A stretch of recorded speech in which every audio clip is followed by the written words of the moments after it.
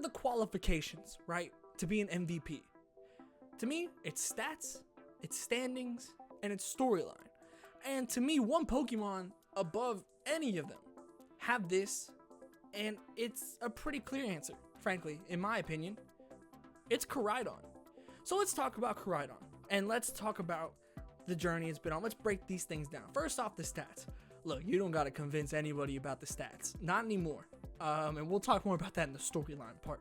You don't got to convince anyone about the stats, whether it be the Terrifier and hitting you with Flame Charge or whatever it may be, right? And getting that speed up and just absolutely rocking you, whether it be Collision Course or Close Combat with those fighting type moves, just doing ridiculous damage. And there was obviously the multiple sets that you saw, whether it be Life Orb, whether it be Clear Amulet, whatever it may be, right? You saw these all across the tournament. But the one thing that was constant was that there was some damage being put up by these legendary Pokemon, and it was absolutely massive all the way across the entire tournament, right? So you don't got to worry about the stats, and you certainly don't need to worry about the standings, because not only is it a world champion, because it is, but it's a world champion runner-up, and it's top 4.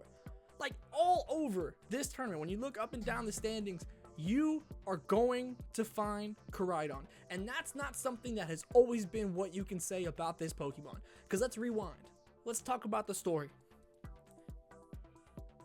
In a lot of ways, Koraidon, who was a world champion last year, was always said to be the better legendary, to be the better cover art Pokemon. And it was clear as day.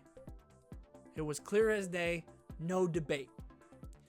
And yet, over the course of this season, we have seen this crescendo of Koraidon play that has snowballed into what we see here. I mentioned it in the standings, but you look up and down these standings, right? You have 1 in top 16, 2 in top 16, 1 in top 8, you have 1 in top 4, and then the world champions, right?